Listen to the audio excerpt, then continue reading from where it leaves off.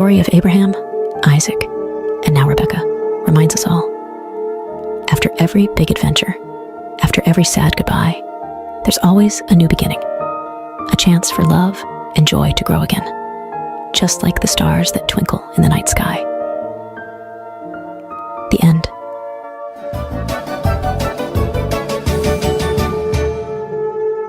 Jacob and Esau, a story of brothers and forgiveness. Once upon a time, in a land of ancient wonders, Isaac and Rebekah were blessed with not one, but two sons at the same time. These were no ordinary boys. They were twins named Jacob and Esau. Even before they were born, they were already showing their unique personalities, with Esau loving the thrill of the hunt, and Jacob preferring the quiet of home. Esau, the elder, was as rugged and wild as the forests he roamed, while Jacob, the younger, was thoughtful and clever, always with a plan up his sleeve. Their parents loved them dearly, but each had a favorite, which brewed a little competition between the brothers. One day, as Esau returned from his adventures, famished and weary, Jacob saw an opportunity. He offered Esau a simple meal in exchange for his birthright, the special status of the firstborn. Esau, thinking little of the future, agreed. This moment would change the course of their lives in ways they couldn't imagine. As the boys grew, so did their rivalry, especially when it came time for their father Isaac to bestow his special blessing. Rebekah, who adored Jacob, devised a plan to ensure her favorite son received this honor. With a bit of disguise and a daring heart, Jacob tricked his father and received the blessing meant for Esau. Realizing the deception, Esau was heartbroken and filled with anger. To protect Jacob from Esau's wrath, Rebekah sent him far away to her brother Laban's house, hoping that time would heal the rift between her sons. Jacob's journey was not easy. He worked tirelessly for Laban, enduring trickery and toil, all for the love of Rachel, Laban's daughter. Yet, through these trials, Jacob grew wiser and kinder, learning the value of honesty and hard work. Years passed, and God called Jacob to return home, but the thought of facing Esau filled Jacob with dread. What if Esau still harbored anger and sought revenge? Nevertheless, Jacob set out, hoping for forgiveness. As Jacob neared his homeland, he prepared for the worst. But to his surprise, Esau greeted him not with anger, but with open arms. The brothers embraced, their past grievances washed away by tears of joy. It was a moment of true reconciliation, proving that love can overcome the deepest divides. Together again, Jacob and Esau showed us that it's never too late to mend broken bonds, and that forgiveness is one of the greatest gifts we can offer. The end.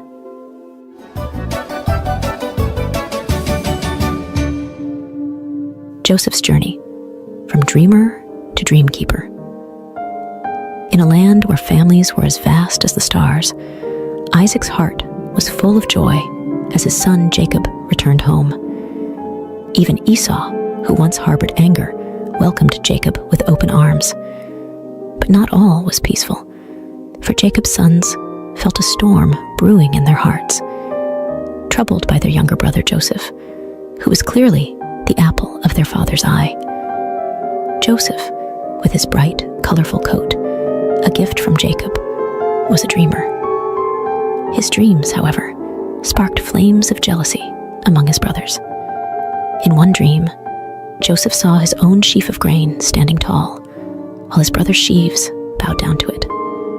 In another, the sun, moon, and even the stars bowed before him. These dreams whispered of a future where Joseph would rise above them all, even his parents and brothers. One day, Jacob sent Joseph to check on his brothers in the fields. As he approached, their jealousy turned to dark whispers of getting rid of the dreamer.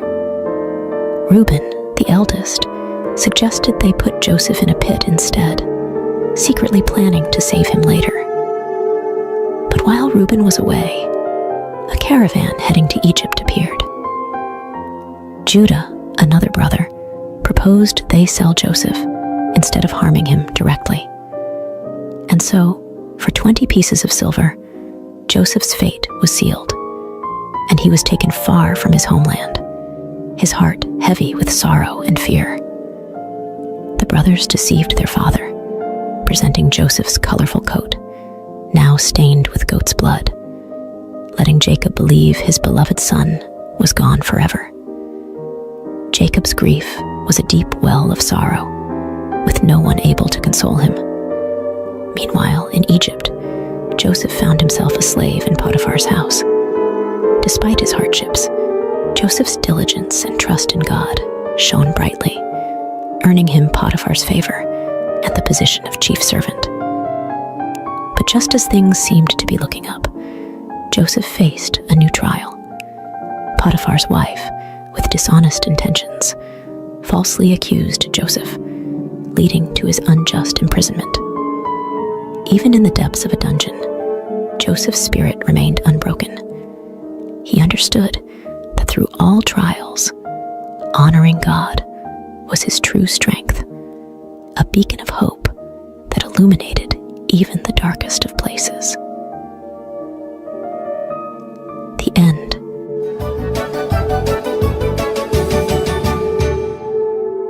Joseph's journey from prison to palace. Once upon a time, in a far-off land called Egypt, Joseph found himself in a dark prison, wrongly accused by Potiphar, his former master. But even in such a grim place, Joseph's kindness and helpful nature shone bright. The warden saw something special in Joseph and trusted him to help organize prison life, making it a better place for everyone. One day, Joseph noticed two new prisoners looking particularly downcast.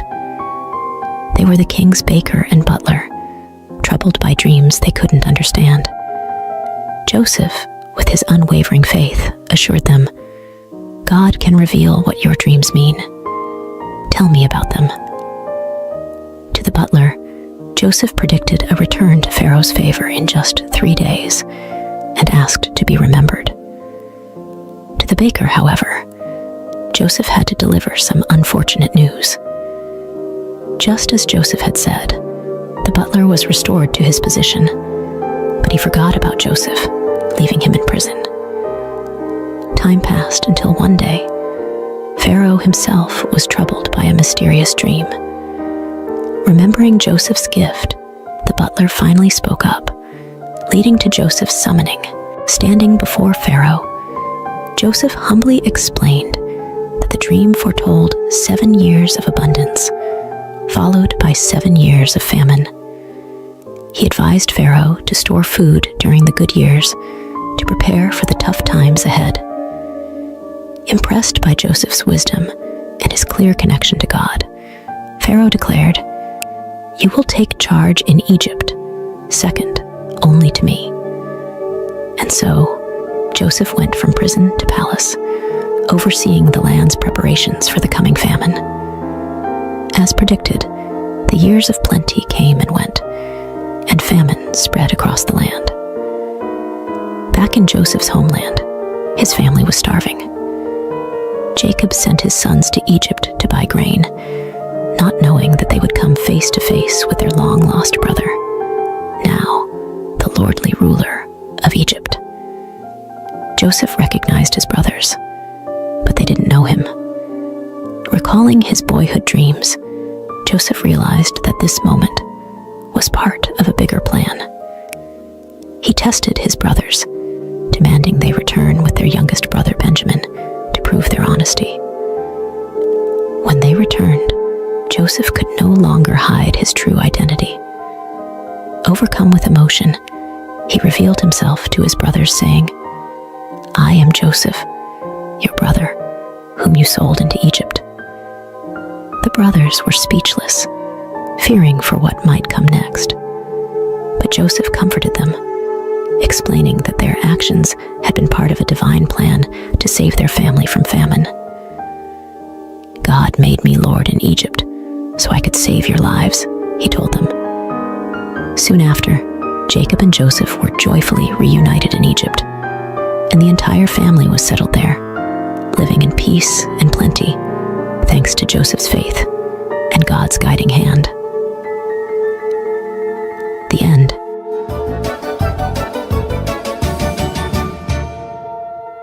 Moses, from prince to leader. Long ago in Egypt, Moses, a prince raised in Pharaoh's palace, faced a moment that would change his life. Despite his royal upbringing, Moses never forgot he was a Hebrew at heart. One day, he saw an Egyptian mistreating a Hebrew slave. Feeling a rush of protectiveness, Moses looked around and, seeing no one, stepped in to save the slave but ended up making a grave mistake. The very next day, Moses tried to stop a fight between two Hebrews, only to realize his secret was out. The news even reached Pharaoh, forcing Moses to flee to a faraway land called Midian for safety. In Midian, Moses found himself by a well, where he helped the 7 daughters of Reuel, a priest, fend off some rude shepherds.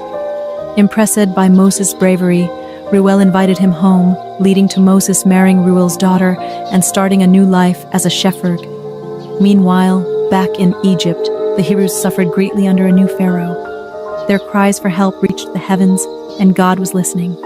40 years had passed since Moses left Egypt. While tending his flock, Moses saw something incredible: a bush engulfed in flames that didn't seem to burn up.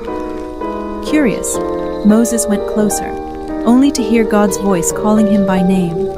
God told Moses to take off his sandals, for he was standing on holy ground. God had a mission for Moses to lead the Hebrews out of Egypt and free them from slavery. Moses was scared and unsure, especially about speaking to Pharaoh. But God showed Moses miraculous signs, turning his staff into a serpent and then back again, and even curing his hand from leprosy to prove his power. Still hesitant, Moses worried about his speaking abilities. God, growing impatient with Moses' doubts, promised Aaron, Moses' brother, would help speak for him. Moses bid farewell to Jethro and set off to Egypt with his family. In the mountains, Aaron met Moses, and together they shared God's plan with the Hebrew leaders, who were amazed by the signs and worshipped God, filled with hope. Moses and Aaron then bravely approached Pharaoh, delivering God's message, "Let my people go." But Pharaoh's heart was hard. He refused to listen. God was ready to show his great power to change Pharaoh's mind, marking the beginning of an epic journey for Moses, from a prince in Egypt to a shepherd in Midian, and finally, a leader of his people. The end. In ancient Israel, chaos reigned as the Midianites devastated the land. Amid despair, Gideon, a simple farmer, dared to defy them, secretly harvesting wheat to feed his family. His courage caught divine attention. An angel tasked him to lead a rebellion. Skeptical, Gideon sought signs from God, receiving undeniable miracles dew-laden. Fleece amidst dryness, then the reverse, bolstering his faith. With just 300 warriors, chosen by God to highlight divine might over human strength, Gideon staged a daring nighttime ambush. Armed merely with trumpets and torches, they sowed such confusion among the Midianites that they turned on each other in panic. The victory was staggering. The people hailed Gideon a hero, urging him to be king. But Gideon knew better, declaring only God as ruler. This gripping tale of faith, courage, and divine intervention shows that with belief in a higher power, the impossible becomes possible. David and Goliath, the battle of faith. Hi everyone! Today, we're diving back to learn about a young hero named David. Last time, we saw how King Saul started to disobey God. Now, it's time for a new leader to rise. Samuel, the wise prophet, was sent by God to find a new king. He went to Bethlehem, bringing a young cow to sacrifice, trying not to stir suspicion from King Saul. When he met Jesse and his sons, Samuel thought surely the oldest, Eliab, would be the next king because he was tall and handsome. But God had other plans. God told Samuel, "Don't look at his height or his looks. I care about what's inside the heart." After 7 of Jesse's sons were passed by, there was still no king chosen. Then came David, the youngest, tending the sheep. As soon as Samuel saw David, God said, "He's the one." And right there, Samuel anointed David as the future king. Meanwhile, the Israelites were battling the Philistines, who had a giant warrior named Goliath. He was over 9 feet tall with heavy bronze armor and a massive spear. Goliath challenged the Israelites to a one-on-one fight for 40 days, but no one dared to face him. Enter young David, bringing food to his brothers on the battlefield. When he heard Goliath's taunts, he was shocked that no one stood up for God's honor. David said, "I'll fight him." Saul doubted at first because David was just a youth. But David convinced him by telling about how he protected his sheep from lions and bears. David didn't wear King Saul's armor. It was too big. Instead, he took his sling and picked 5 smooth stones from a stream. Facing Goliath, David declared, "You come with weapons, but I come in the name of the Lord, with unshakable faith." David slung a stone that struck Goliath right in the forehead, toppling the giant. David's victory was stunning. He used Goliath's own sword to finish the battle, proving that faith in God is the most powerful weapon. This victory made David a hero and led him to serve in Saul's court, soothing the troubled king with his harp music. David's story teaches us that no matter how big our problems seem, we can overcome them with faith and courage. Remember, it's not the size of the warrior in the fight, but the size of the faith in the warrior. What challenges can you face with the courage of David? Thank you for watching. Don't forget to like, subscribe, and click the bell icon for more adventures from the Bible. See you next time. Elijah, the prophet of miracles. Hi friends, today we're traveling back to the ancient kingdom of Israel to meet a remarkable prophet named Elijah, who brought God's messages during some tough times. Elijah lived when Ahab was king over Israel. And let me tell you, Ahab was not a good king. He and his wife Jezebel led the people away from God. Elijah had a tough job. He told King Ahab that because of their bad choices, there wouldn't be any rain for several years. Can you imagine that? A land with no rain at all? While the land was dry and thirsty, God had a special plan for Elijah. He sent him to a quiet valley where Elijah was fed in an amazing way. Ravens brought him bread and meat every morning and evening. Elijah drank water from a nearby brook. It was like having room service in the middle of nature. When the brook dried up, God sent Elijah on a new mission. He went to meet a widow who was very poor and preparing her last meal for herself and her son. Things looked bleak. When Elijah asked for some food, she was worried because she had so little. But Elijah told her, "Do not be afraid, to make a small loaf of bread for him first." Guess what? After she did, her jar of flour and jug of oil never ran out again, just as Elijah had promised. Every day she had enough to make more bread. It was a miracle that kept her family fed during the drought. But then something sad happened. The widow's son got very sick and stopped breathing. The widow was heartbroken and thought all was lost. But Elijah took the boy upstairs, prayed to God, and guess what? God brought the boy back to life. When Elijah handed him back to his mom, you can imagine how happy she was. Elijah's story shows us how God takes care of his people in amazing ways, even when things seem impossible. Like the widow, we can trust that God is always with us, ready to provide and help us through tough times. Thanks for watching our story of Elijah, the prophet of miracles. Don't forget to like, subscribe, and click the bell for more Bible adventures. Share what you learned today and keep exploring the wonders of the Bible. See you next time. Bye-bye. Elijah's Showdown, the battle on Mount Carmel. Today, we're diving back into the amazing stories of the Bible to meet Elijah, the prophet of God. Last time, we saw how Elijah was fed by ravens and a kind widow during a terrible drought. Now, let's see what happens next. Remember, after Solomon, the kingdom of Israel split into two. The northern kingdom called Israel with 10 tribes and the southern kingdom called Judah with 2 tribes. Elijah was sent to the northern kingdom because all their kings were bad. One of the worst was King Ahab, who led the people to worship false gods. 3 years into the drought, God told Elijah it was time to go back to King Ahab and declare that the drought would end. On his way, Elijah met Obadiah, a good man working for the bad king.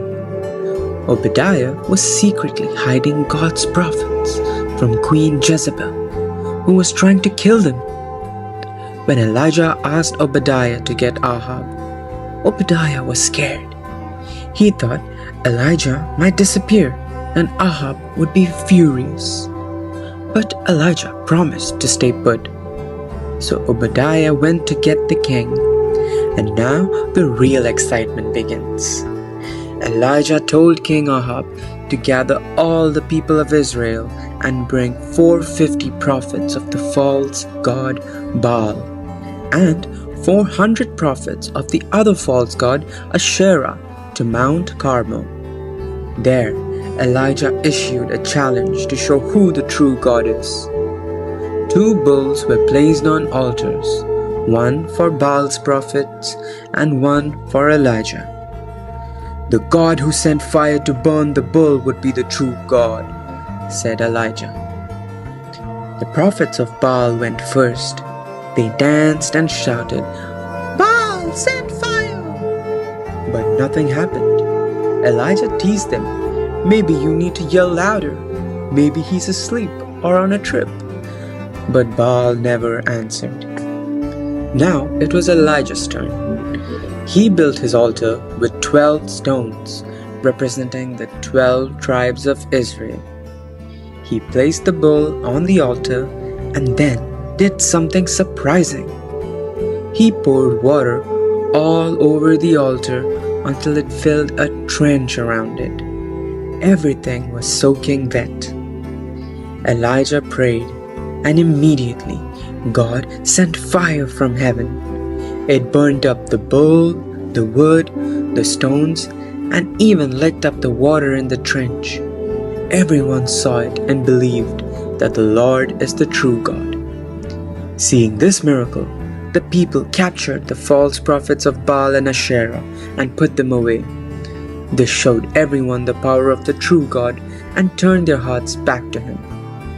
Elijah's story shows us the power of faith and prayer. No matter how difficult things seem, trusting in God can lead to amazing outcomes. What can you trust God with today? Let me know in the comments. Thanks for joining us on this thrilling adventure with Elijah. Don't forget to like, subscribe, and click the bell for more incredible Bible stories. Share your thoughts in the comments and keep discovering the wonders of faith. See you next time. Bye-bye. Gideon's brave heart, the battle against the Midianites. Once upon a time in the land of Israel, after a brave leader named Joshua passed away, the people forgot about God. They stopped praying and didn't follow his ways anymore. This made God very sad, and because of this, he allowed the Midianites, not very nice neighbors, to cause trouble. They burned down houses and farms, making it so hard for the Israelites that they had to live in caves. But there was one man, Gideon, who still tried to do his best. He secretly grew some wheat to make bread for his family. He had to be very sneaky and thresh his wheat in a hidden spot near a wine press to avoid the Midianites. One day, while Gideon was working hard, an angel came with a special message from God. The angel told Gideon that God wanted him to do two big things. First, God wanted Gideon to knock down his father's statue of a false god and build an altar for the true God. Gideon was scared but did it anyway because he knew it was the right thing to do. The second thing was even scarier. God wanted Gideon to lead an army against the Midianites. Gideon couldn't believe it. Me, lead an army, he thought. So, he asked God for a sign to make sure God was really with him. He put a piece of wool on the ground and said, "If the wool is wet with dew in the morning but the ground is dry, I'll know you're with me." And guess what? The next morning, the wool was soaking wet, but the ground was bone dry. But Gideon was still a little unsure, so he asked for another sign. This time, he wanted the ground to be wet and the wool to be dry. And God did it again. Now, Gideon knew for sure that God was with him. Gideon started with a big army, but God had a surprising plan. He told Gideon he only needed 300 men to defeat the Midianites. God wanted to make sure everyone knew it was his power, not theirs, that saved them. Even though Gideon was still a bit scared, God gave him a little sneak peek of the Midianites being afraid of him. Gideon and his tiny army then did something very clever. They took trumpets and jars with torches inside and surprised the Midianites in the middle of the night. They made so much noise and showed so much light that the Midianites got scared, ran away, and even fought each other. After this big win, the people wanted Gideon to be their king, but Gideon knew the truth. "I won't be your king," he said. "God is the only one who should rule over us." And that's the story of how Gideon, with just a little faith and a lot of help from God, saved his people. It teaches us that even when things look really tough, if we trust in God, we can do amazing things, just like Gideon did. The end.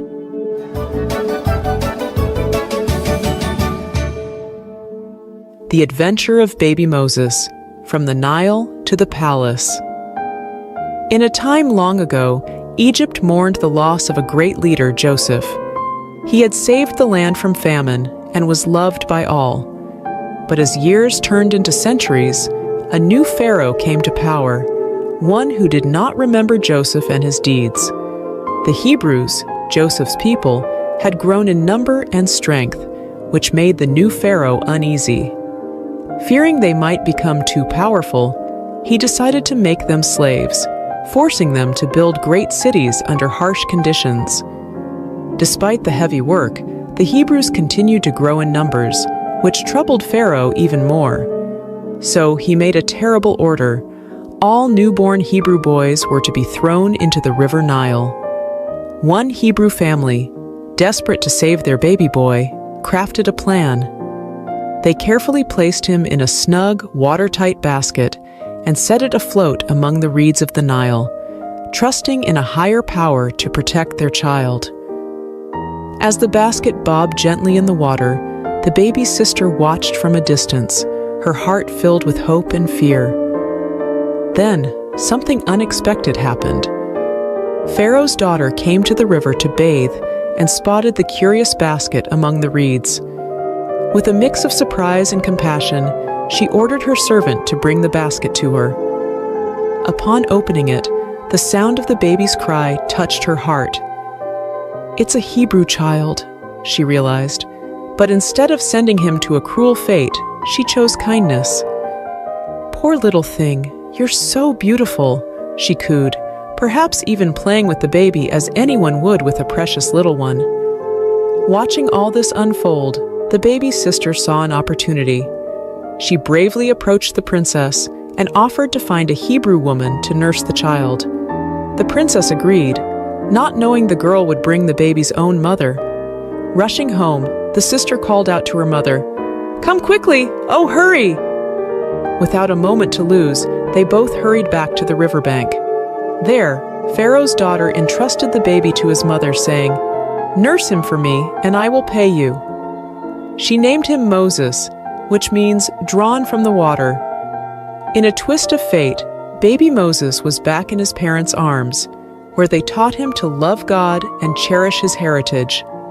But soon, he would grow up in the palace as the son of Pharaoh's daughter, destined for greatness, part of a divine plan far beyond what anyone could imagine. The end. Joshua and the walls of Jericho. In the wake of Moses' passing, a new chapter unfolded for the Israelites. Joshua, anointed by divine decree, stood at the threshold of immense responsibility. He understood that before he could marshal his forces for the battles ahead, he needed to fortify his spirit and align his heart with God's will.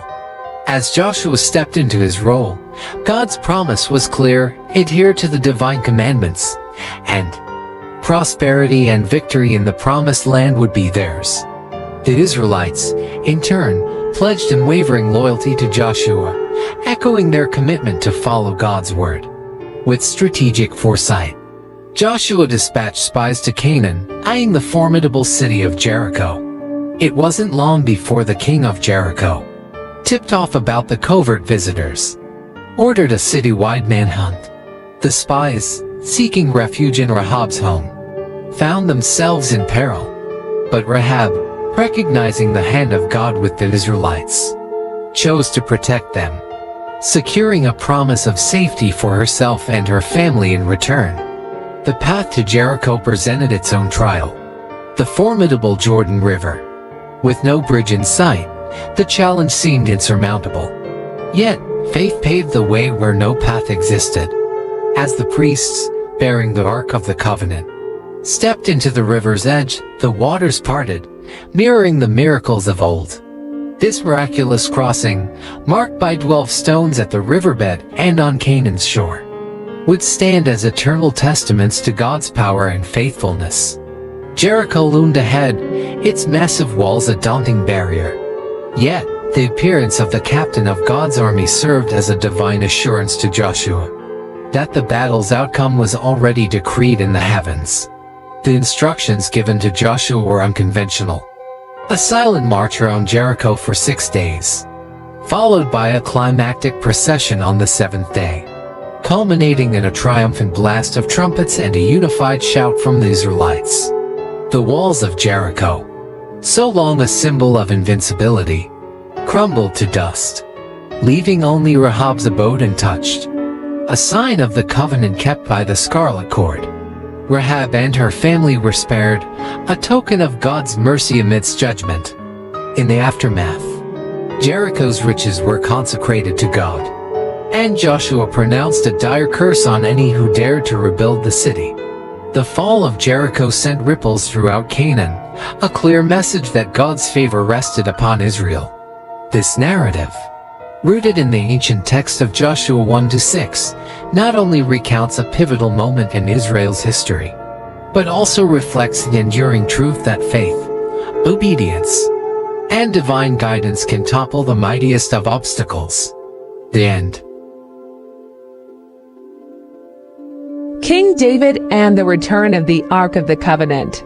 Today, we're diving back into the epic saga of King David, following his journey from a young hero to a great king. Last time, we saw David anointed by Samuel and defeating the giant Goliath.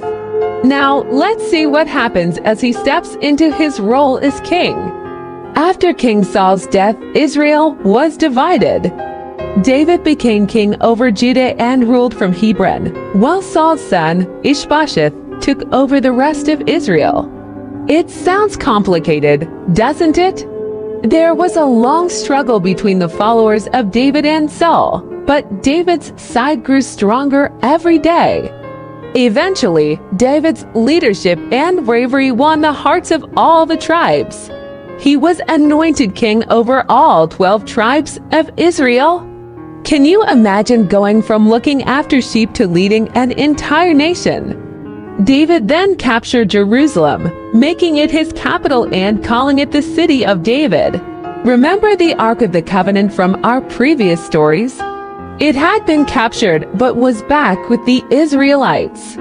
David decided it was time for the Ark to come to Jerusalem, to be at the center of national worship.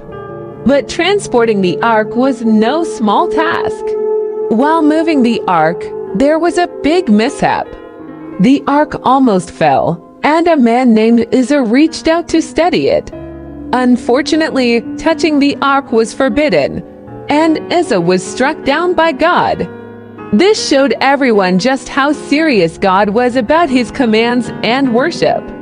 After learning from their mistakes, the Israelites carried the Ark on poles as God had instructed. When they finally got it to Jerusalem, the city erupted in celebration. King David himself danced and sang before the Lord, showing his joy and gratitude. In the midst of all this, David wanted to build a permanent home for the Ark, but God had other plans. He promised David peace from his enemies, a lasting dynasty, and hinted at a future king who would establish an eternal kingdom. Yes, that's right, a promise about Jesus. With God's promise in his heart, David led Israel to many victories and expanded the kingdom. He didn't just build a strong nation. He fostered a community faithful to God.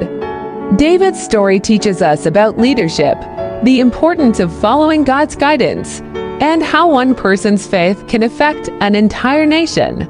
From tending sheep in the fields to ruling from a palace, David's life was truly extraordinary.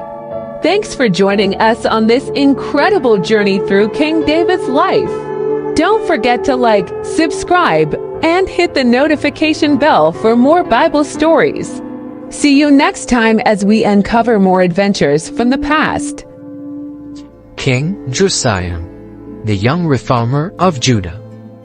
Today, we're going on a time travel adventure to meet one of the youngest kings ever to rule in Judah, King Josiah.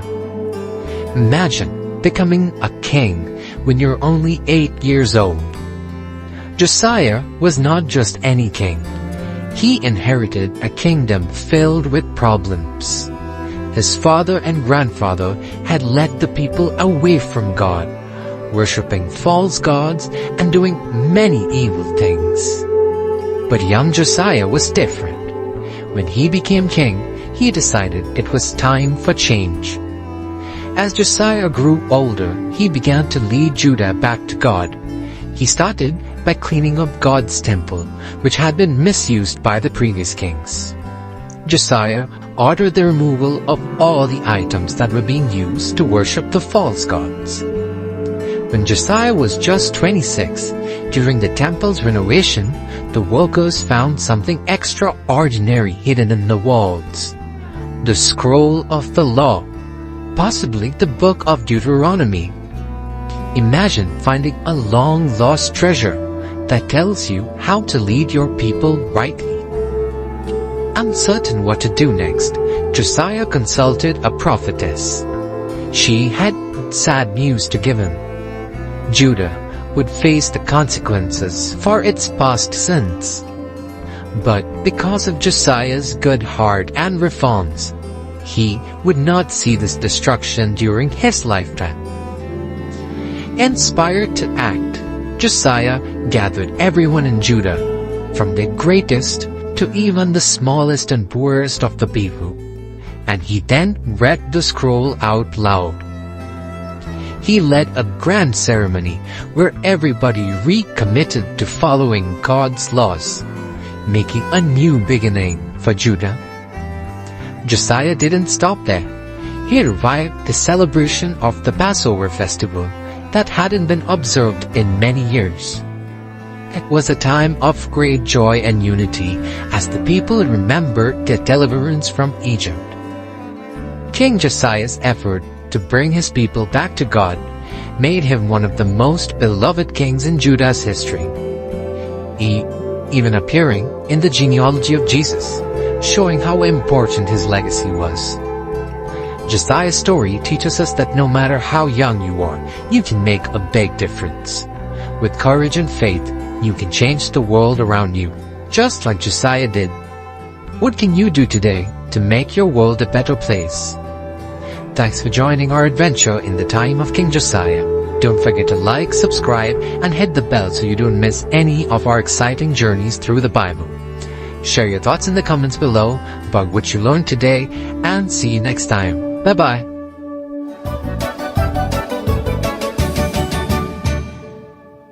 The Great Escape, Moses and the Miraculous Exodus. In the heart of ancient Egypt, where the Nile flows like a lifeline, through the desert a story unfolded that would be told for generations. Pharaoh, the mighty ruler of Egypt, was filled with anger. God had commanded him through Moses to free the Israelite slaves, but Pharaoh's heart was as hard as stone. Work them harder, Pharaoh decreed, increasing the Israelites' burden. He ordered that they find their own straw for brickmaking, yet produce the same number of bricks. The task was impossible, and the slave masters' whips cracked more fiercely. The Hebrews, downtrodden and despairing, blamed Moses and Aaron for their worsened plight. Moses, feeling the weight of their suffering, cried out to the Lord, "You have not rescued your people at all." But God replied with a promise of deliverance, sending Moses and Aaron back to confront Pharaoh. In Pharaoh's court, Aaron's rod transformed into a serpent, a sign from God. Pharaoh's magicians replicated the feat, but Aaron's serpent swallowed theirs. Yet Pharaoh's heart remained unyielding. The following morning, Moses and Aaron waited by the river for Pharaoh. With a divine command, Aaron turned the Nile's waters into blood, but Pharaoh's heart hardened further, refusing the Israelites' release. God then unleashed a series of plagues upon Egypt, each more terrifying than the last. Frogs invaded every crevice of the Egyptians' homes, but Pharaoh's promises to release the slaves were empty. Lice tormented both man and beast, and swarms of flies filled the air.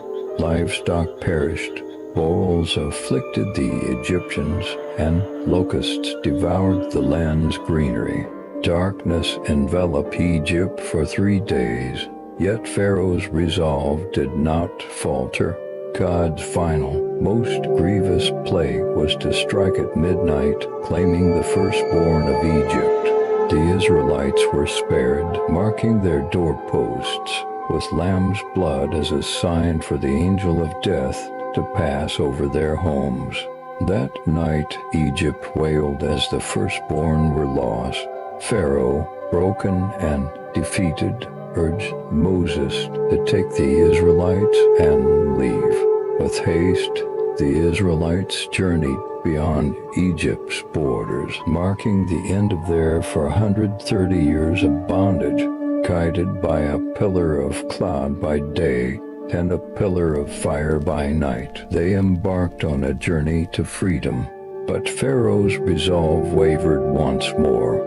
Gathering his army, he pursued the Israelites, trapping them between the cliffs and the sea. In this moment of despair, Moses assured the people, "The Lord shall fight for you." As Moses stretched out his hand over the waters, a great miracle occurred. God parted the Red Sea, providing a path of salvation for his people. The Israelites crossed safely, but as Pharaoh's army followed, the waters crashed down, swallowing the might of Egypt. On that day, Pharaoh learned the power of Israel's God, the Lord over all. The Israelites' journey from slavery to freedom was a testament to faith, courage, and the unyielding power of God. Goodbye, Pharaoh, for the God of Israel had triumphed, leading his people to a new dawn. And so the story of Moses and the Israelites' exodus remains a beacon of hope and faith, a tale of divine deliverance from the chains of oppression, echoing through the ages as a testament to the enduring spirit of freedom. The end. The Mighty Samson, a tale of strength and fate. Long ago, in the land of Israel, under the shadow of Philistine rule, a special child named Samson was born. His birth was a miracle to his mother, who had never been able to have a child. An angel visited her, announcing that she would bear a son who would be a Nazarite from birth. A Nazarite meant he was dedicated to God. The secret to Samson's extraordinary strength lay in a single vow. He must never ever cut his hair. As Samson grew, so did tales of his incredible strength. One day, while Samson was hanging out with a girl named Timnah, a scary big lion attacked him. He battled the fearsome lion with nothing but his bare hands, tearing it apart as if it were a mere piece of paper. This feat amazed all who heard it, showcasing the special power Samson had received from God. Samson's life was a roller coaster of thrilling victories and personal challenges. He frequently clashed with the Philistines, who were cruel to the Israelites. In one remarkable battle, fueled by rage, Samson used the jawbone of a donkey to defeat 1,000 Philistine soldiers, displaying his unbelievable strength, a gift from God. However, Samson's greatest challenge was not on the battlefield but in his heart. He fell deeply in love with a woman named Delilah. The Philistines saw their opportunity and coerced Delilah into uncovering the secret of Samson's strength. After many attempts, Samson finally revealed to her that his power would vanish if his hair were cut. His hair was his only weakness. One night when Samson was asleep, Delilah made a Philistine cut his hair. Samson lost all of his mighty strength and could not fight anymore. The Philistines captured him with ease, treating him harshly and imprisoning him after blinding him, marking the lowest point in Samson's life. But with every passing day of being locked up in prison, Samson's hair grew longer again, and with it, a glimmer of his former strength returned. One day, the leaders of the Philistines gathered in a huge temple to celebrate. They were happy because they had captured Samson finally. The temple was packed with people, even on the roof. About 3,000 people came to see Samson, including all the big bosses of the land. Samson, with his hair starting to grow back, was brought in. He was locked up with chains on the two big pillars of the temple for everyone to see him. He was tired, but he still had faith in God. His hair that had been growing back was the secret to his super strength. Samson prayed for one last burst of power and felt his strength return. Then, he pulled the two pillars with all his might. The whole temple came crashing down, destroying everyone, including Samson. After everything settled, Samson's family came and took him to be buried near his dad Manoah. People say Samson's tomb is on a mountain in Tel Tzor located near present-day Jerusalem. Samson's story remains a powerful narrative about the consequences of our actions and unfailing strength of God even in our weakest moments. The end. Samuel's story, a boy chosen by God. Once upon a time, in the land of Israel, there was a woman named Hannah. She was very sad because she couldn't have children. In her time, this made her feel like she was under a curse. Every year, Hannah went to the Lord's house in Shiloh to pray. She prayed so deeply and with so much hope that Eli the priest even thought she was acting a little silly. But Hannah didn't mind. She knew only God could understand her pain. One day, God heard Hannah's prayers and gave her a very special gift. A son she named Samuel, which means heard by God. Hannah was so grateful that she made a big promise. She promised to give Samuel back to God, to serve him all his days. As Samuel grew, he lived in the Lord's house and learned how to help Eli, the old priest. Every year, Hannah visited Samuel, bringing a special robe she made just for him, filled with love and stitches of joy. But not everyone was as good as Samuel. Eli's own sons were very naughty. They didn't care about the sacred things and were mean to the people who came to worship. This made God very unhappy. One quiet night, while Samuel was sleeping, he heard a voice calling his name. Thinking it was Eli, he ran to him, but Eli hadn't called him. After the third time, Eli realized it was the Lord speaking to Samuel. Eli told Samuel to listen carefully to what God had to say. That night, God told Samuel some really tough news about Eli and his family. It was hard for Samuel to share this with Eli, but he did. From that day, everyone in Israel knew Samuel was special and that God was with him. Later, during a battle with the Philistines, something terrible happened. The Philistines took the Ark of the Covenant, a very important treasure to the Israelites. Sadly, Eli's sons were killed in the battle, and when Eli heard the news, he was so shocked that he fell and passed away. Everything God had told Samuel came true. Samuel grew up to be a wise leader, the last judge, and the first prophet of Israel. He helped guide his people through many tough times, always listening to God and helping others do the same. And that's the story of how a little boy, dedicated to God, became one of the greatest prophets in Israel. Stay tuned for more adventures from the Bible as we discover the amazing things God told Samuel and the incredible things Samuel did as a prophet.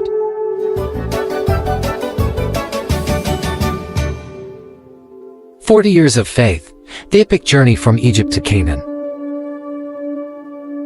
In a monumental act of deliverance, God freed the Israelites from Egyptian bondage. Moses, leading this newly liberated nation, initiated a song of worship, praising God's glorious triumph. But the harsh desert soon tested their faith. Thirsty and despairing at a pool of bitter water, their complaints rose to heaven. Yet God responded with kindness, transforming the water into a refreshing drink. Their complaints didn't cease there. Reminiscing the food in Egypt, they lamented their fate in the desert.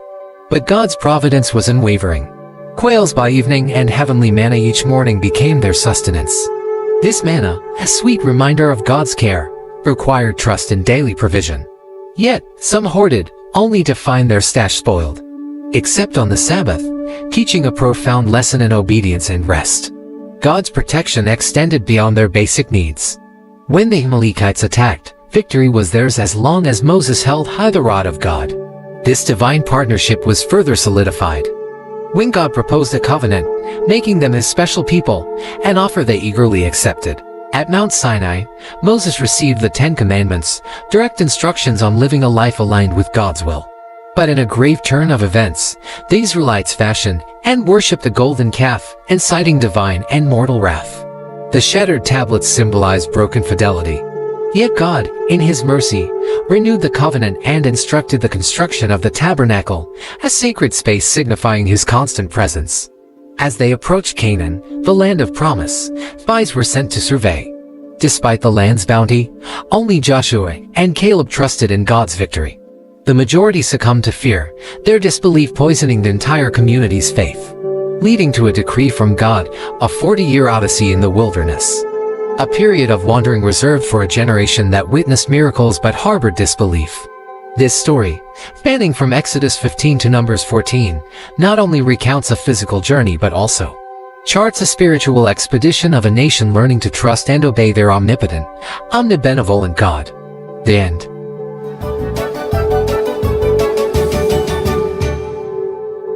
The life of Jesus Christ.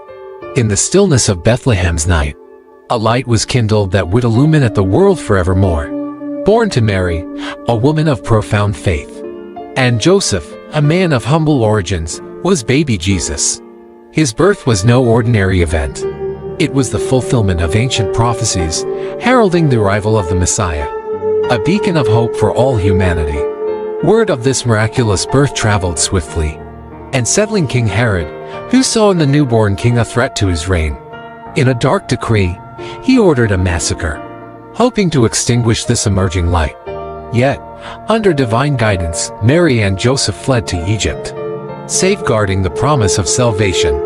Even as a child, Jesus' wisdom was unparalleled, captivating the learned men of the temple with insights far beyond his years. But it was not until the age of 30 that he unveiled his public ministry, a mission destined to transform the very fabric of human existence. Choosing disciples from the humblest walks of life, Jesus embarked on a journey of teaching, healing, and miracle working. He healed the afflicted, restored sight to the blind, and even commanded life to return to the lifeless. Through parables, he unraveled the mysteries of the divine, making the kingdom of heaven accessible to all. Yet, his growing influence and radical teachings of love and forgiveness stirred the waters of the established order. The religious authorities, threatened by his message and popularity, conspired against him. Betrayal came from within his circle, as Judas, one of his own, led adversaries to him for 30 pieces of silver. The ensuing trials were a mockery of justice, culminating in Pilate's reluctant order for crucifixion. Upon the cross, Jesus' final act of love was a plea for forgiveness. Not for himself, but for those who persecuted him. His body was laid in a tomb, sealed by a massive stone, marking what seemed to be the end. But the tomb could not hold him. On the third day, it stood empty. Jesus had risen, defeating death itself, appearing to his followers to reaffirm the teachings and the essence of faith. His ascension into heaven was not a farewell but a promise of the Holy Spirit, ensuring his eternal presence and guidance. The life of Jesus, from the manger to the cross and beyond, is a testament to the unfathomable depth of divine love and the power of faith. It's a story that continues to inspire, guide, and give hope to millions, echoing the profound truth that love conquers all.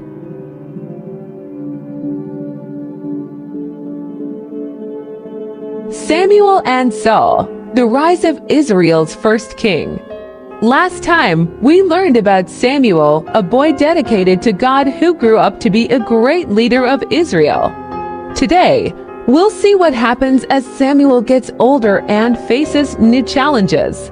Samuel was a wise leader, but his own sons, Joel and Abijah, didn't follow his good example. They were greedy, took bribes, and didn't care about being fair. This made the people of Israel very unhappy because they didn't want leaders like that. The people of Israel looked around and noticed that other nations had kings. They thought having a king would solve their problems, so they asked Samuel for a king. But Samuel knew this wasn't a good idea. He warned them that a king would make them do hard work and take their things. But the people insisted, so Samuel prayed to God. God told Samuel to listen to the people, and soon after, he sent Saul to Samuel. Saul was a tall and strong young man, just out looking for his father's lost donkeys when he met Samuel. Little did Saul know, his life was about to change. Samuel took a special jar of olive oil and poured it over Saul's head.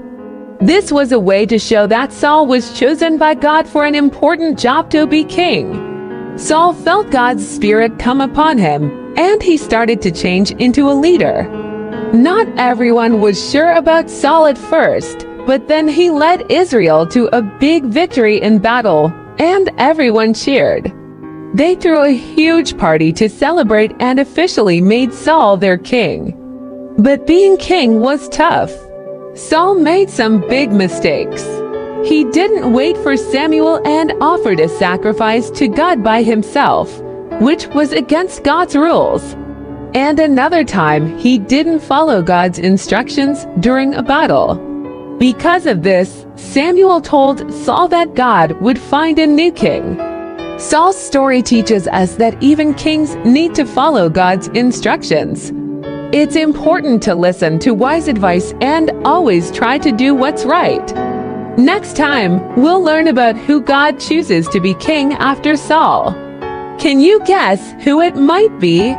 Thanks for watching. Don't forget to like, subscribe, and hit that bell icon so you don't miss our next exciting Bible adventure.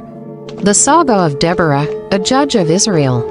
Today, we journey back to a time of heroes and battles in ancient Israel, where a remarkable leader named Deborah made her mark. Let's unravel her story. Long ago, after Joshua led the Israelites into the Promised Land, the tribes settled in.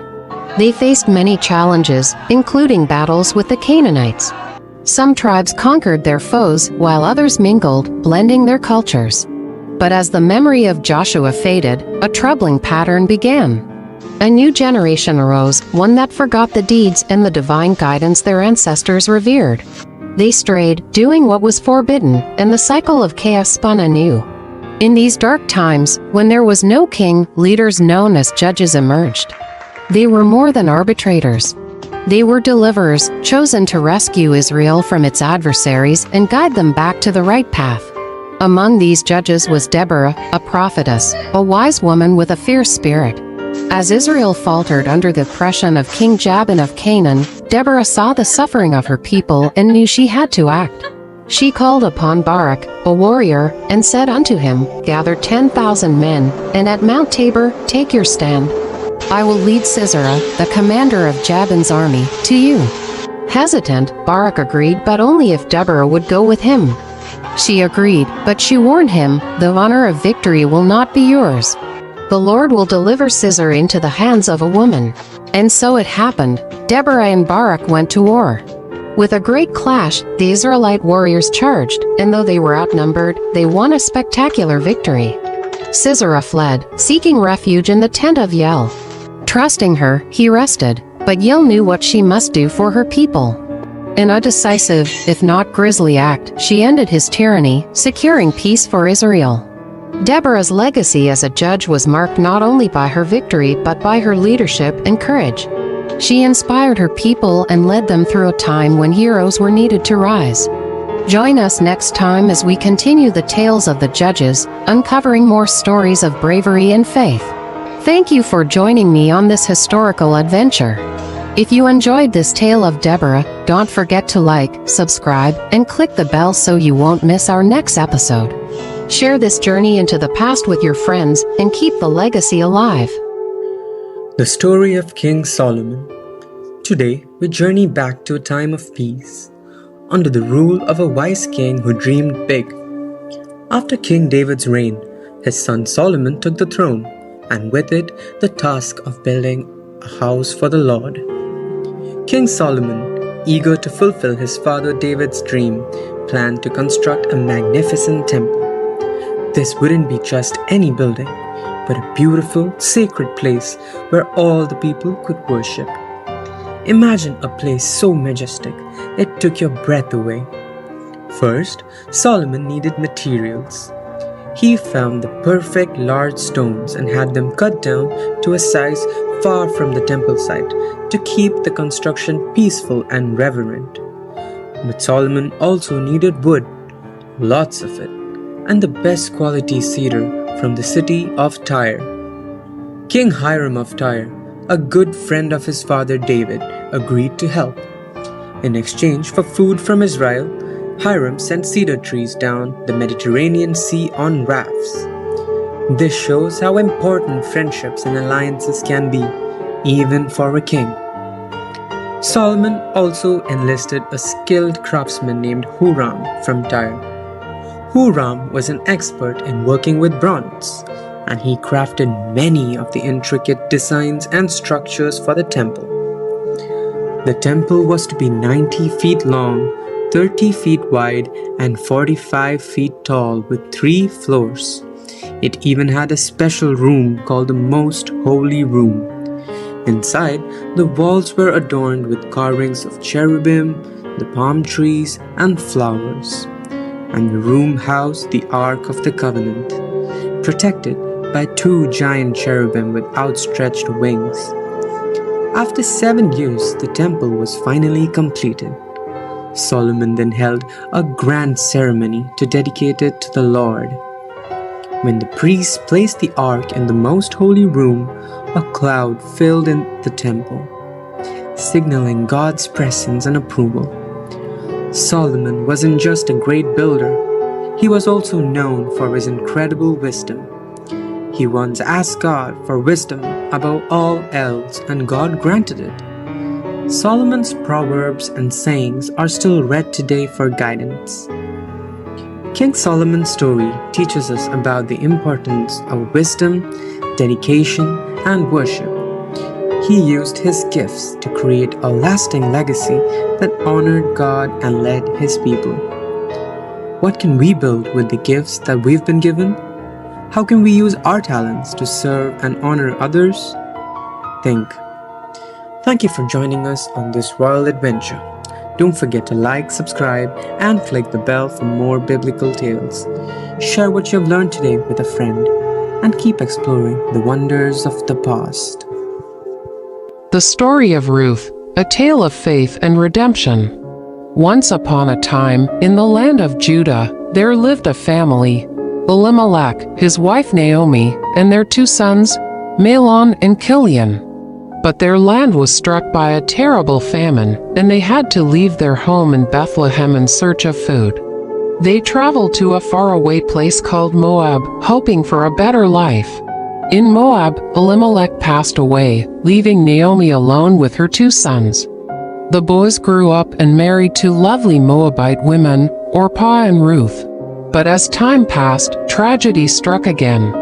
Both Mahlon and Chilion passed away, leaving Naomi heartbroken and alone in a foreign land.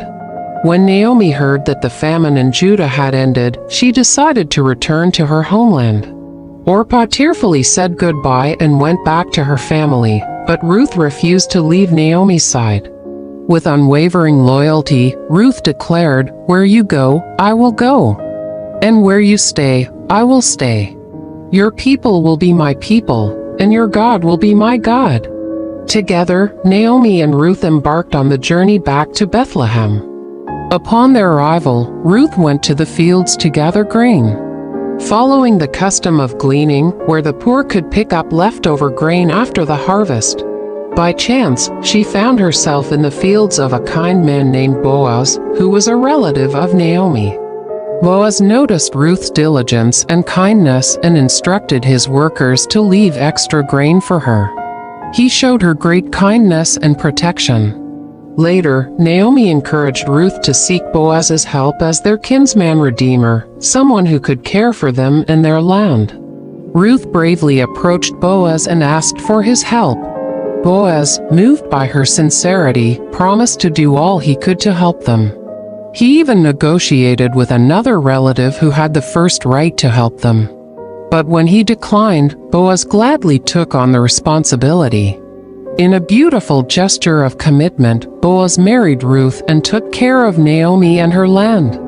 Ruth and Boaz were blessed with a son named Obed, who would become the grandfather of King David. And so, through Ruth's loyalty, bravery, and faith, she became part of a remarkable story of redemption and hope. A story that would echo through the generations and eventually lead to the birth of Jesus Christ. The end.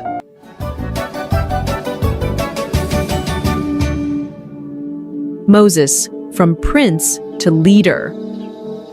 Long ago in Egypt, Moses, a prince raised in Pharaoh's palace, faced a moment that would change his life.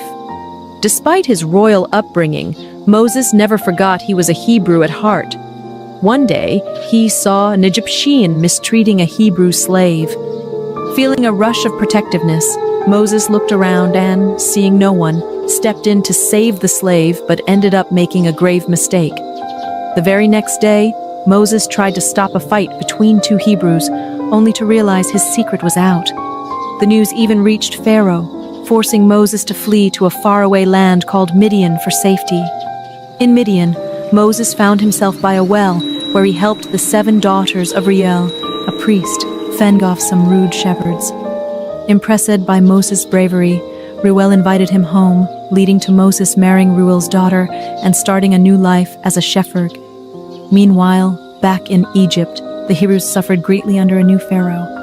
Their cries for help reached the heavens, and God was listening. 40 years had passed since Moses left Egypt. While tending his flock, Moses saw something incredible: a bush engulfed in flames that didn't seem to burn up. Curious, Moses went closer, only to hear God's voice calling him by name. God told Moses to take off his sandals, for he was standing on holy ground. God had a mission for Moses to lead the Hebrews out of Egypt and free them from slavery. Moses was scared and unsure, especially about speaking to Pharaoh. But God showed Moses miraculous signs, turning his staff into a serpent and then back again, and even curing his hand from leprosy to prove his power. Still hesitant, Moses worried about his speaking abilities. God, growing impatient with Moses' doubts, promised Aaron, Moses' brother, would help speak for him. Moses bid farewell to Jethro and set off to Egypt with his family. In the mountains, Aaron met Moses, and together they shared God's plan with the Hebrew leaders, who were amazed by the signs and worshipped God, filled with hope. Moses and Aaron then bravely approached Pharaoh, delivering God's message, "Let my people go." But Pharaoh's heart was hard. He refused to listen. God was ready to show his great power to change Pharaoh's mind, marking the beginning of an epic journey for Moses, from a prince in Egypt to a shepherd in Midian, and finally, a leader of his people. The end. Hello, friends. Today we're diving into the amazing story of Jonah to learn how we find redemption. The amazing story of Jonah. God told Jonah to go to Nineveh, a great city in Assyria, and preach a message of repentance. But Jonah didn't want to go. Instead, he tried to run away to a place called Tarshish, which was 2,200 miles away from Joppa, where he started. Nineveh was only 600 miles away. But Jonah really didn't want to go there because the people of Nineveh were enemies of Israel. So, Jonah got on a ship to Tarshish. While Jonah was on the ship, God sent a huge storm. The sailors were terrified and found out Jonah was running away from God. They asked him what they should do, and Jonah told them to throw him overboard. As soon as they did, the storm stopped and Jonah was swallowed by a giant fish. Inside the belly of the fish, Jonah prayed to God. He repented for trying to run away and promised to do what God asked. After 3 days and 3 nights, the fish spit Jonah out onto dry land. Jonah was safe, and he was ready to follow God's command. Jonah went to Nineveh and delivered God's message. In 40 days, Nineveh will be destroyed. The people of Nineveh believed Jonah. They fasted and prayed, and even the king declared a citywide fast. Everyone, including the animals, was involved. Because they repented, God decided not to destroy the city. Even though the people of Nineveh repented, and God spared the city, Jonah was upset. He went to a place outside the city and made a shelter for himself, hoping to see Nineveh destroyed. God sent a vine to grow over Jonah's shelter to give him shade and make him more comfortable. But then, God sent a worm to eat the vine and a hot wind to make Jonah uncomfortable. Jonah cared more about his own comfort than the people of Nineveh. This story of Jonah is more than just about a giant fish. God sent many things to accomplish his purpose. Jonah to Nineveh, a storm to the ship, the fish to swallow Jonah, the vine to give him shade, the worm to destroy the vine, and the scorching wind. It teaches us that God's plans are bigger than our own and that he cares about all people. So, friends, Jonah's story shows us that we can't run away from God's plans. It also teaches us the power of repentance and God's mercy. What can you learn from Jonah's journey today? The story of Shadrach, Meshach, and Abednego. Hello, adventurers. Today we're going to hear an incredible story about faith, courage, and standing up for what's right. It's the story of Daniel and his friends in Babylon. Let's begin. Once upon a time, the powerful King Nebuchadnezzar of Babylon conquered Jerusalem. He took many treasures from the temple of God and brought some of the finest young men from Israel to serve in his palace. Among them were Daniel, Hananiah, Mishael, and Azariah, who were given new Babylonian names: Belteshazzar, Shadrach, Meshach, and Abednego. These young men were chosen for their intelligence, good looks, and potential. They were trained for 3 years in the language and literature of Babylon, and the king provided them with the best food and wine. But Daniel and his friends decided to honor God by not eating the king's rich food. Instead, they asked for vegetables and water. Despite this simple diet, they became healthier and stronger than all the others. Now, let's move forward to another amazing part of their story. King Nebuchadnezzar built a giant statue of gold and commanded everyone to bow down and worship it. Anyone who refused would be thrown into a blazing furnace. When the music played, everyone bowed down except for Shadrach, Meshach, and Abednego. They stood tall, refusing to worship the statue. Some of the king's advisors, who were jealous of these young men, reported them to the king. Furious, Nebuchadnezzar summoned Shadrach, Meshach, and Abednego and demanded they worship the statue. But they courageously replied, "We do not need to defend ourselves. If we are thrown into the blazing furnace, the God we serve is able to deliver us. But even if he doesn't, we will not serve your gods or worship the image of gold." This made the king even angrier. He ordered the furnace to be heated 7 times hotter than usual and had the strongest soldiers tie up Shadrach, Meshach, and Abednego and throw them into the furnace. The fire was so hot that it killed the soldiers who threw them in. But something miraculous happened. As King Nebuchadnezzar watched, he saw not 3, but 4 men walking around in the fire, unharmed. The 4th looked like a divine being. Amazed, the king called them out of the furnace. Shadrach, Meshach, and Abednego walked out completely unharmed. Not a hair on their heads was singed, and they didn't even smell of smoke. Nebuchadnezzar praised their God, saying, "Praise be to the God of Shadrach, Meshach, and Abednego, who has sent his angel and rescued his servants." They trusted in him and were willing to give up their lives, rather than serve or worship any god except their own God.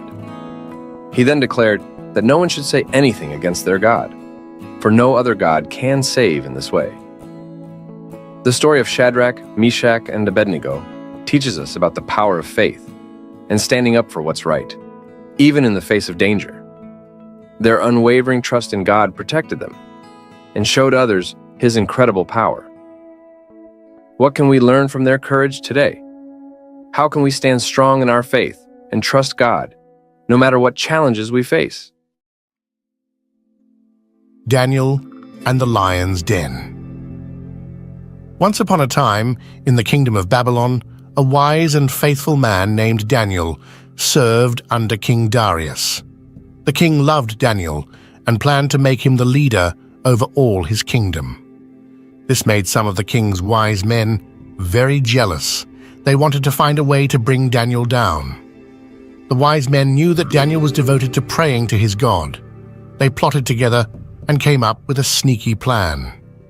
They approached King Darius and convinced him to make a new law. This law stated that anyone who prayed to any god or man other than the king for 30 days would be thrown into a lion's den. The king, not realizing their true intent, agreed and signed the law. Despite the new law, Daniel chose to pray to God just as he always had. He would kneel by his window 3 times a day, giving thanks and asking for God's help. The jealous wise men were watching and saw Daniel praying. They immediately went to King Darius and reported that Daniel was breaking the new law. The king was distressed. He realized that he had been tricked by his own wise men, but there was nothing he could do. The law was the law, and even the king had to obey it. With a heavy heart, King Darius ordered that Daniel be thrown into the lion's den. That night, the king couldn't eat or sleep. He was so worried about Daniel. He stayed awake, fasting and praying that Daniel's God would protect him. Early the next morning, as soon as the sun began to rise, King Darius rushed to the lion's den. With a trembling voice, he called out, "Daniel, servant of the living God, has your God, whom you serve continually, been able to rescue you from the lions?" From deep within the den, Daniel's voice came back, strong and clear. "O king, live forever. My God sent his angel, and he shut the mouths of the lions. They have not hurt me, because I was found innocent in his sight. nor have I ever done any wrong before you, your majesty." Overjoyed, the king ordered that Daniel be lifted out of the den. Everyone was amazed to see that Daniel was completely unharmed. Not a scratch was found on him because he had trusted in his God. The king was so happy that Daniel was safe. He decided to punish the men who had tricked him. They were thrown into the lion's den, and this time, the lions did not stay calm. King Darius then made a new decree to his entire kingdom. He taught his people about the power and goodness of Daniel's God. For he is the living God, and he endures forever. His kingdom will not be destroyed. His dominion will never end. He rescues and he saves. He performs signs and wonders in the heavens and on the earth. He has rescued Daniel from the power of the lions. So, friends, the story of Daniel in the lion's den is a powerful reminder of the importance of faith and trust in God. Daniel's unwavering belief in God protected him from harm and showed everyone around him the might and mercy of the true God. Please show me your support and love through likes, shares, subscribes, and comments. Every support helps me keep going. Here are some important lessons we can learn from Daniel's story. 1. ***. Trust in God. No matter the circumstances, trusting in God gives us strength and courage. 2. ***. Stand firm in your faith. Like Daniel, stay true to your beliefs even when it's difficult. 3. ***. God protects the faithful. God's protection and care are with those who are faithful to Him. 4. ***. Courage in the face of danger. Daniel's courage in the lion's den shows us that we can face our fears with God's help. So how can we apply these lessons in our own lives? By being kind, honest, and brave, and by trusting in God's plan for us even when we face challenges. Welcome back, everyone.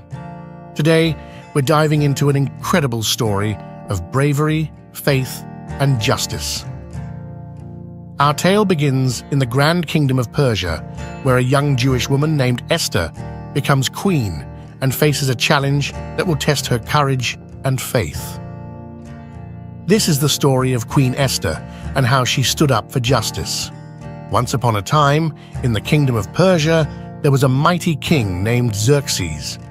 He ruled over 127 provinces, stretching from India to Kush. King Xerxes was known for his vast wealth and power. In the 3rd year of his reign, he held a magnificent banquet for all his nobles, officials, and military leaders to showcase his kingdom's splendor. This celebration lasted a full 180 days, followed by a 7-day feast in the king's palace garden for everyone in the citadel of Susa. Amidst the festivities, Queen Vashti, the wife of King Xerxes, also held a banquet for the women in the royal palace. On the 7th day of the feast, when King Xerxes was in high spirits from wine, he commanded his 7 eunuchs to bring Queen Vashti before him, wearing her royal crown, to display her beauty to his guests. But Queen Vashti refused to come, which enraged the king.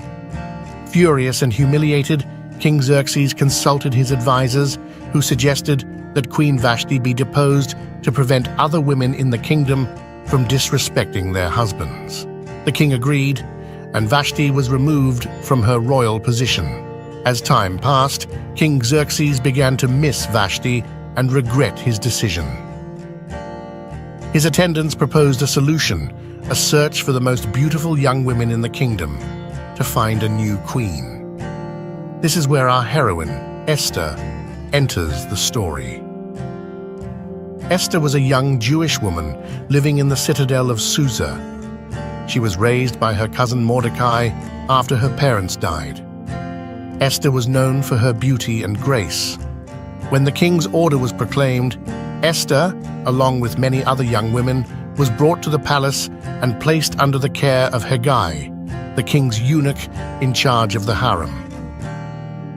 Esther quickly won Hegai's favor and he provided her with beauty treatments, special food, and 7 attendants from the king's palace. Esther kept her Jewish heritage a secret, as Mordecai had instructed her. Each day, Mordecai walked near the courtyard of the harem to find out how Esther was doing. After 12 months of beauty treatments, Esther's turn came to go to the king. She asked for nothing except what Haggai suggested, and she won the favor of everyone who saw her. When Esther was taken to King Xerxes, he was captivated by her beauty and grace, and he placed the royal crown on her head, making her the new queen. Now, let's turn our attention to a man named Haman, who was elevated to a high position by King Xerxes. All the royal officials knelt down and paid honor to Haman, except for Mordecai, who refused to bow down to him. This enraged Haman, and he sought revenge not only against Mordecai, but against all the Jews in the kingdom. Haman approached King Xerxes and described the Jews as a threat to the kingdom, persuading the king to issue a decree to destroy, kill, and annihilate all the Jews on a single day. The decree was sent out to all the provinces, and the Jews were thrown into great mourning. When Mordecai learned of the decree, he tore his clothes, put on sackcloth and ashes, and went out into the city, wailing loudly and bitterly. Esther's attendants informed her of Mordecai's distress, and she sent clothes for him to wear, but he refused. Esther then sent Hathach, one of the king's eunuchs, to find out what was troubling Mordecai. Mordecai explained the decree to Hathach and asked him to urge Esther to go before the king and plead for her people's lives. Esther replied that anyone who approached the king without being summoned would be put to death unless the king extended his gold scepter. Mordecai's response to Esther was profound. Do not think that because you are in the king's house, you alone will escape. If you remain silent at this time, relief and deliverance for the Jews will arise from another place, but you and your family will perish. And who knows but that you have come to your royal position for such a time as this. Moved by Mordecai's words, Esther asked him to gather all the Jews in Susa to fast for 3 days. She and her attendants would do the same. She resolved to go to the king, even if it meant risking her life, saying, "If I perish, I perish." On the 3rd day, Esther put on her royal robes and stood in the inner court of the palace. When the king saw her, he was pleased and extended the gold scepter. Esther approached and touched the tip of the scepter. The king asked her what she wanted, promising to grant her request up to half the kingdom. Esther invited the king and Haman to a banquet she had prepared. At the banquet, the king again asked Esther what she wanted. She requested that the king and Haman join her for another banquet the next day. Haman left the banquet in high spirits, but his joy turned to rage when he saw Mordecai, who still refused to bow to him. Haman's wife and friends suggested he set up a pole and asked the king to have Mordecai impaled on it. That night, the king couldn't sleep and ordered the book of the Chronicles to be read to him. He learned that Mordecai had uncovered a plot to assassinate him and had never been rewarded. The next day, Haman came to speak to the king about impaling Mordecai. Before he could, the king asked Haman how to honor someone. Thinking the king meant to honor him, Haman suggested a royal robe, a horse, and a parade through the city. To his shock, the king ordered Haman to do this for Mordecai. Haman obeyed, leading Mordecai through the streets.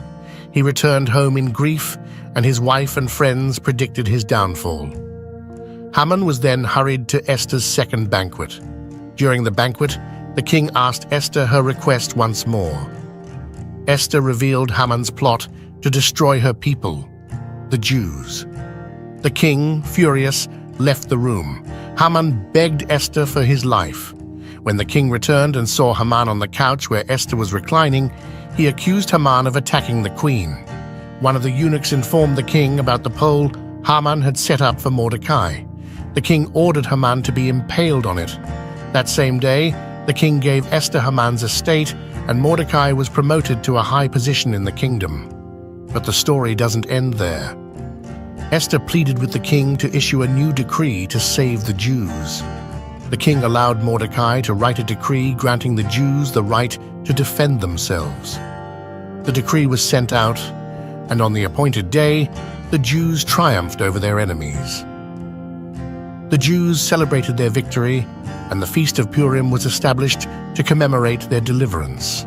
Mordecai became second in rank to King Xerxes, and he continued to work for the good of his people. The story of Esther teaches us the power of courage, faith, and standing up for justice. Esther's bravery and willingness to risk her life saved her people and changed the course of history. Her story reminds us that we all have a role to play in making the world a better place, and sometimes we are called to take a stand, even when it's difficult. Thank you for joining us today. If you enjoyed this story, please like, share, and subscribe for more inspiring tales from history and beyond. Until next time, remember to stand up for justice and have faith in the power of doing what's right.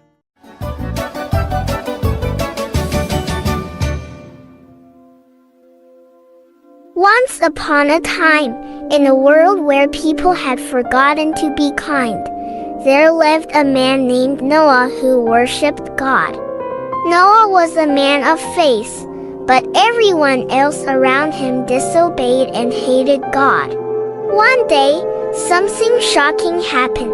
God spoke to Noah, revealing a plan to destroy the wicked world, sparing only Noah's family.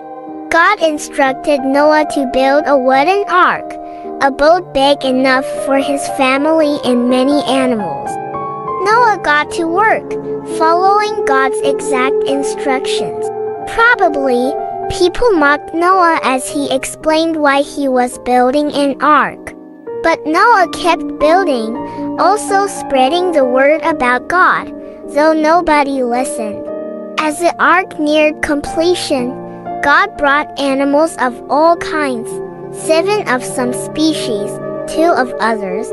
Birds and beasts, tiny and tall, all made their way to the ark. Perhaps people shouted insults at Noah, but they did not stop sinning against God. They did not ask to enter the ark. Finally, all the animals and birds were aboard. God invited Noah and his family into the ark. As they entered, God shut the door. Then the rain came, a great downpour soaking the earth for 40 days and nights. Floodwaters covered towns and villages. The ark floated on top of the rising waters, sheltering Noah from the flood. After 5 months, a drying wind sent by God brought the ark to rest on the mountains of Ararat. Noah and his family waited inside as the water lowered. Noah sent a raven and a dove out. The dove returned with an olive leaf, a sign that the earth was slowly drying. God told Noah it was time to leave the ark. Together, Noah and his family unloaded the animals. Noah, filled with gratitude, built an altar and worshipped God who had saved him and his family from the awful flood. God gave Noah a wonderful promise. Never again would he send a flood to judge human sin. As a great reminder of this promise, God gifted the world with a rainbow, a beautiful sign of his covenant. And so, Noah and his family found new beginnings after the flood. In time, his descendants repeopled the whole earth, and all nations came from Noah and his children.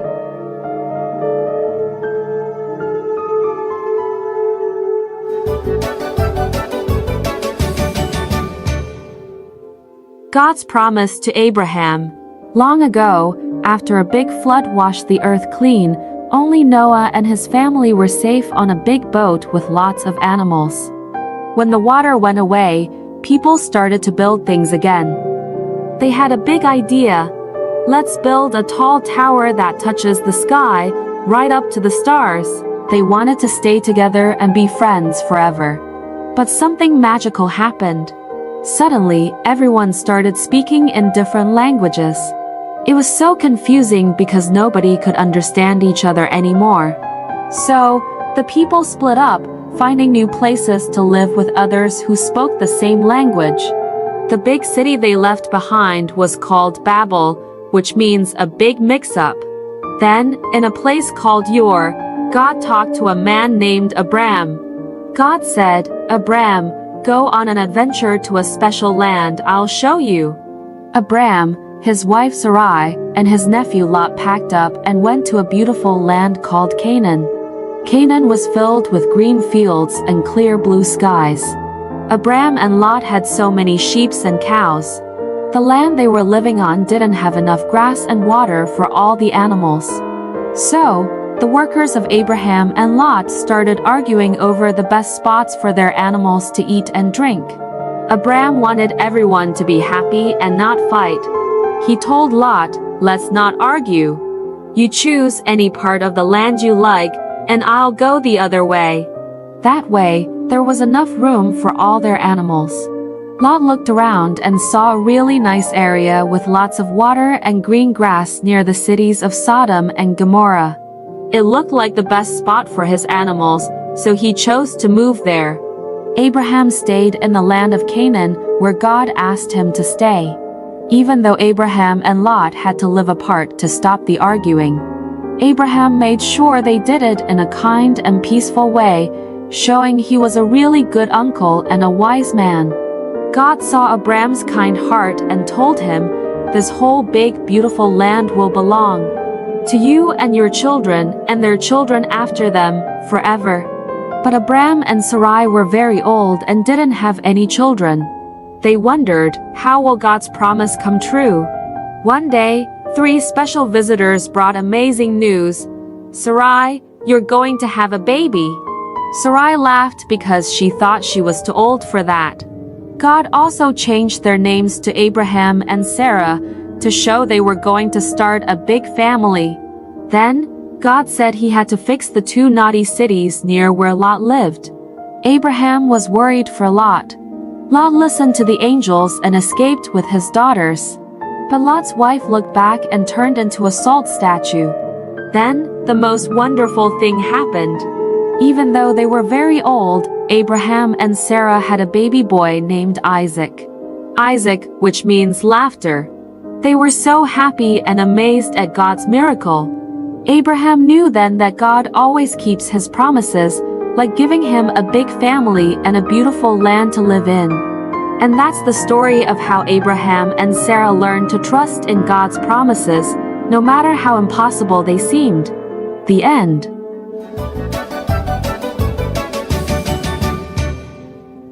Once upon a starry night, in a land filled with whispers of the past and promises for the future, Abraham, a man known for his kindness and faith, received a very tough test from God. God asked him to do something unimaginable, to offer his dearest son Isaac as a special gift back to God. This was to see if Abraham trusted God above all else, even more than he loved his precious son. Abraham's heart felt heavy, like a stone sinking in a deep, deep ocean. But deep inside, he knew he had to trust God, no matter how hard it seemed. So, with a brave yet heavy heart, he prepared for the journey. As the first light of dawn painted the sky in soft hues of pink and orange, Abraham, Isaac, and their 2 faithful servants set off on a journey filled with uncertainty. Abraham carried the fire and a knife, while Isaac, unaware of what was to come, carried the wood for the fire. As they neared the mountain that God had told them about, Abraham asked his servants to wait for them at the foot of the mountain. "Isaac and I will go up to worship, and he said with a gentle smile. Climbing the mountain, Isaac, with a curious twinkle in his eye, asked, "Father, we have the wood and the fire, but where is the lamb for the offering?" Abraham, with a heart full of hope, replied, "My son, God will take care of it. He will provide the lamb for the offering." Reaching the top, Abraham built an altar, the most difficult one he ever had to make. He arranged the wood, and with a heart weighed down by a sea of emotions, he gently placed Isaac on the altar, ready to show God that he trusted him completely. But just as Abraham raised the knife, a voice as powerful as thunder, but as gentle as a whisper, stopped him. "Stop, Abraham." It was an angel sent by God. The angel said, "You've shown that you trust God above all by being willing to give up your only son." Then Abraham saw a ram caught in some nearby bushes. With a heart bursting with relief and gratitude, he untied Isaac, and together they offered the ram to God. It was a moment filled with so much joy and thankfulness. Abraham and Isaac returned home, their bond stronger than ever, their hearts filled with the knowledge that when you trust in God, He always provides, just in the right way and at the right time. And so, under the same stars that had witnessed their journey, Abraham and Isaac found comfort in knowing that no matter what, God's love and care would always guide them, just like it guides us all. The end.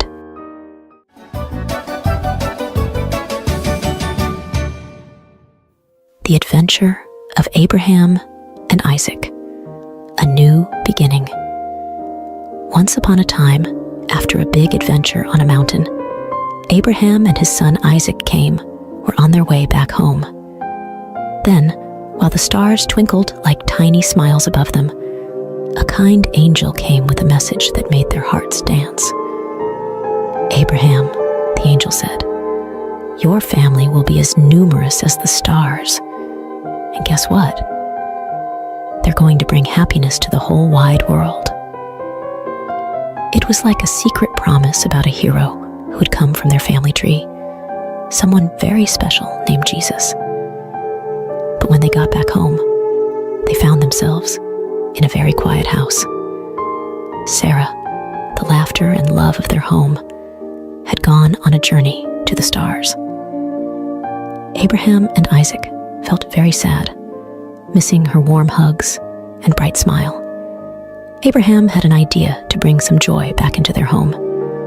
He called his most trusted friend, a wise old servant, and gave him a very important mission. "It's time for Isaac to find a companion, someone to share stories and dreams with," Abraham said. "Please find a kind lady from our family for Isaac." The servant set off on his camels, hoping for a little help from the stars. As he reached a faraway land, he made a wish. "Let the right lady be the one who offers water to my thirsty camels." It wasn't just any wish. It was a special kind of hope that only the kindest hearts could fulfill. Like a scene from a beautiful story, along came Rebecca with a smile as bright as the dawn. She saw the camels, tired and thirsty, and offered them cool, refreshing water. The servant's eyes sparkled with joy. This must be the one, he thought. She was kind, just like the wish. Rebecca, brave and full of adventure, said yes to a new journey. She traveled across the deserts and mountains to meet Isaac. When Isaac saw her, it was like spring had come to his heart, filling it with flowers and sunshine.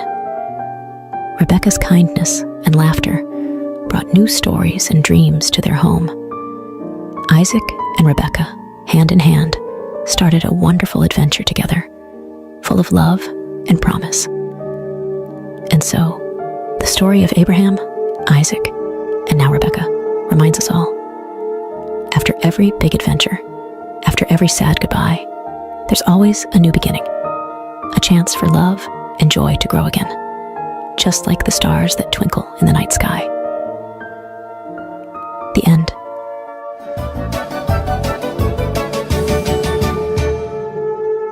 Jacob and Esau, a story of brothers and forgiveness. Once upon a time, in a land of ancient wonders, Isaac and Rebekah were blessed with not one, but two sons at the same time. These were no ordinary boys. They were twins named Jacob and Esau. Even before they were born, they were already showing their unique personalities, with Esau loving the thrill of the hunt, and Jacob preferring the quiet of home.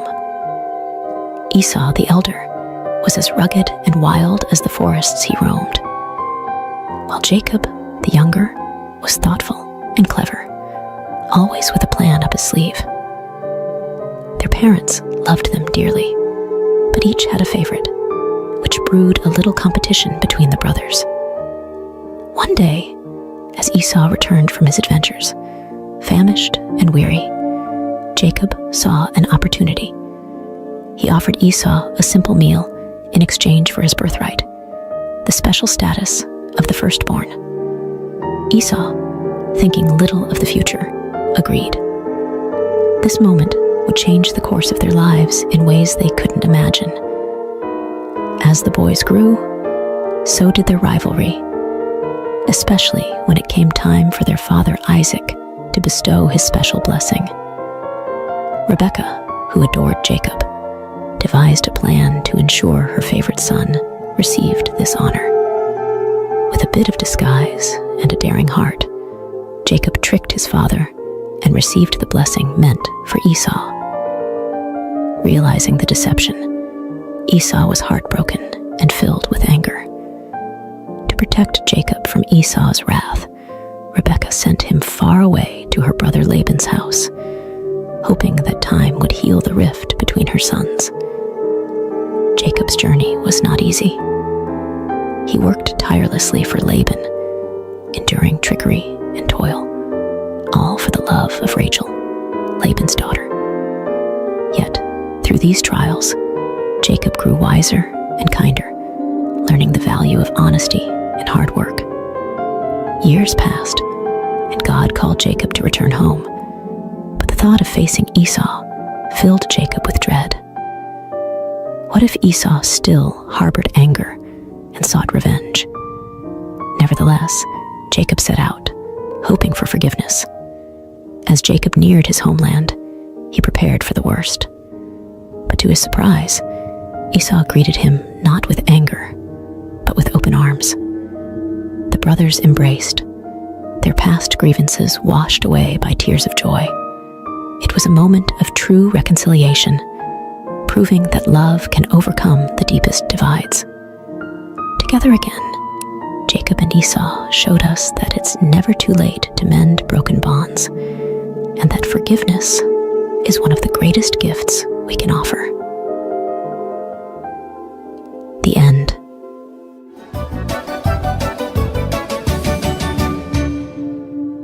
Joseph's journey, from dreamer to dreamkeeper. In a land where families were as vast as the stars, Isaac's heart was full of joy as his son Jacob returned home. Even Esau, who once harbored anger, welcomed Jacob with open arms. But not all was peaceful, for Jacob's sons felt a storm brewing in their hearts, troubled by their younger brother Joseph, who was clearly the apple of their father's eye. Joseph, with his bright, colorful coat, a gift from Jacob, was a dreamer. His dreams, however, sparked flames of jealousy among his brothers. In one dream, Joseph saw his own sheaf of grain standing tall, while his brother's sheaves bowed down to it. In another, the sun, moon, and even the stars bowed before him. These dreams whispered of a future where Joseph would rise above them all, even his parents and brothers. One day, Jacob sent Joseph to check on his brothers in the fields. As he approached, their jealousy turned to dark whispers of getting rid of the dreamer. Reuben, the eldest, suggested they put Joseph in a pit instead, secretly planning to save him later. But while Reuben was away, a caravan heading to Egypt appeared. Judah, another brother, proposed they sell Joseph instead of harming him directly. And so, for 20 pieces of silver, Joseph's fate was sealed, and he was taken far from his homeland, his heart heavy with sorrow and fear. The brothers deceived their father, presenting Joseph's colorful coat, now stained with goat's blood, letting Jacob believe his beloved son was gone forever. Jacob's grief was a deep well of sorrow, with no one able to console him. Meanwhile, in Egypt, Joseph found himself a slave in Potiphar's house. Despite his hardships, Joseph's diligence and trust in God shone brightly, earning him Potiphar's favor and the position of chief servant. But just as things seemed to be looking up, Joseph faced a new trial. Potiphar's wife, with dishonest intentions, falsely accused Joseph, leading to his unjust imprisonment. Even in the depths of a dungeon, Joseph's spirit remained unbroken. He understood that through all trials, honoring God was his true strength, a beacon of hope that illuminated even the darkest of places. The end.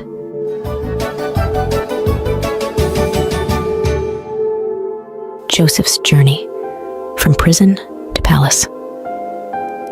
Once upon a time in a far-off land called Egypt, Joseph found himself in a dark prison, wrongly accused by Potiphar, his former master. But even in such a grim place, Joseph's kindness and helpful nature shone bright. The wardens saw something special in Joseph and trusted him to help organize prison life, making it a better place for everyone. One day, Joseph noticed two new prisoners looking particularly downcast. They were the king's baker and butler, troubled by dreams they couldn't understand. Joseph, with his unwavering faith, assured them, "God can reveal what your dreams mean. Tell me about them." To the butler, Joseph predicted a return to Pharaoh's favor in just 3 days and asked to be remembered. To the baker, however, Joseph had to deliver some unfortunate news.